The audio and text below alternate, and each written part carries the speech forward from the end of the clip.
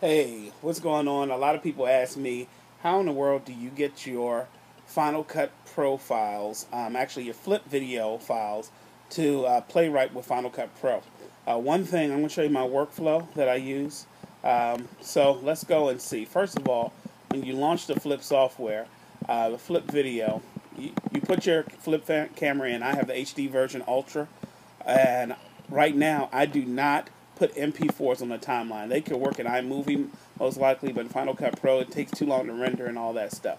So let's just say I pull one off, and I pull just a basic video file off. We'll look at it real quick. Just 7 seconds. Nice color for this one episode I'm working on of Chips Flip.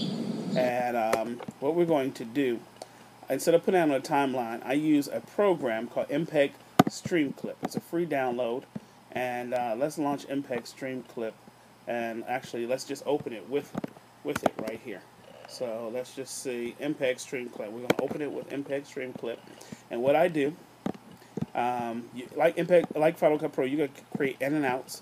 All I do is go to File, Export QuickTime, and once I hit Export QuickTime, you can make it 80, 50. I just leave quality at 50%. It works fine for me. Then I'm going to hit Make Movie. So we're going to call this B-roll vacant. Alright, so after it makes it, this is just a 7-second movie. It's going to make it fairly quickly. Once it makes it, we will see that it will make it an MOV file. MOVs play a little bit better than MP4s in Final Cut. So once I do that, I'm just going to import these two files and just show you. And you'll see my workflow. You'll see this one, and then let's capture this one as well. Oops, that one and that one. Let's choose. I brought both of them into Final Cut. Alright, so we bring that one in. Let's just do an endpoint. Let's just do an out point here. Then I'm going to put it down to the timeline. Now, of course, I put it down to the timeline. It's going to give me, say, match the sequence settings of the file. I hit yes, the clip settings. So let's look at how the clip settings look in Final Cut Pro once it does this. So we go into settings. So it puts it at 1280 by 720 square. It doesn't put the anamorphic though. That was a funny thing about it. It doesn't put the anamorphic. If you put it down there, it'll do that. You see what happens when it makes it anamorphic? So I just leave it regular. It knows the HD TV 720p at 16:9, motion A, quality 100%. And I just leave everything else the same. So you may want to set this up as a preset. I leave this as a preset or a favorite for one of your sequences. Alright, so then once I put it there, let's look and see. If you notice, once I put it down, no rendering. And on my render settings, I just put play full quality, playback settings right there. So now if I put this on the timeline, watch what happens. The dreaded red line of death. And that sound that you just love to hear. And if I were to go to Option R, see how long it takes to render.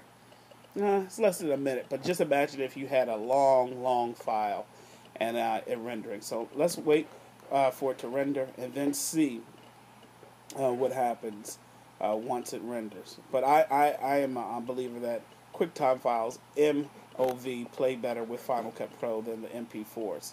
And unfortunately, the QuickTime files are larger file sizes. So we will see that in a second once I go back to my desktop. So now it's finished rendering. It's writing audio. So now it should play all right. Yes, you could use it and export it, all that stuff. I guess you can tell the difference in between 50% and then that. So let me tell you something. The 50% in the MPEG Streamclip and that, those are just a back-to-back. Let's look at the file sizes real quick. So we have the two folders here, B-roll vacant. We get info, that's 44 megabytes. Now that is only 7.8 megabytes. Wow, what a difference. But the quality looks about the same. So for me to play right, when I add transitions, lower thirds and things like that, FCP, just a QuickTime movie makes more sense. Let me just go back. Let's see if I add a lower third real quick. I like this lower third. And let's see what happens here. There's my render bar. Let's see what happens here. It's there too. Well, nevertheless, that may just be that render bar there. But whenever I add effects, see how I take it off and it has a render. When I took that off, look what happens. It looks like it has to render the whole file again. And if you like me, you hate rendering. It just holds you up.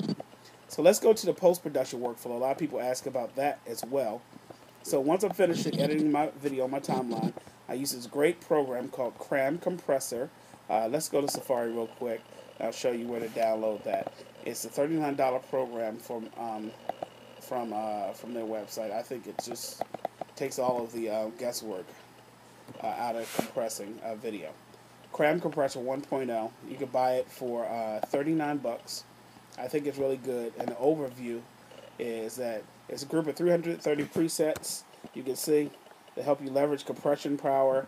I spent hundreds of additional dollars on other compression software, but getting better results.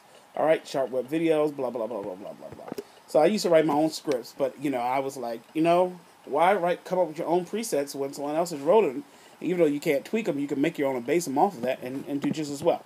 So after you download by Cram Compressor, which I highly advise you to do, I go to File, I go to Export, and go to Using Compressor.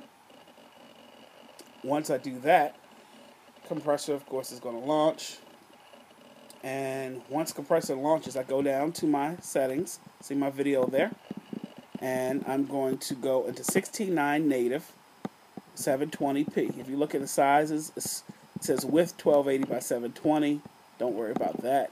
And then it goes back one pass. Like I said, you cannot change these, but it's good to know so you just don't have, if you ever lose these things, pixel depth, average data rate. And what I do, I use a Vimeo. I just like Vimeo anyway for quality. You could use the YouTube preset for HD. They have a YouTube preset for high quality, 16:9. But I just use that. And then after I use that preset, I just hit submit. I change the name, of course, but I hit submit. My batch monitor is going to open. And there you have it. Then you upload it to your blog or to wherever you want. And you have a nice HD video that will play nice with Final Cut Pro using the flip camera. So take care. If you have any questions, you can always leave a comment on this blog, or you can just visit our website at absolutepresence.com. Thanks so much.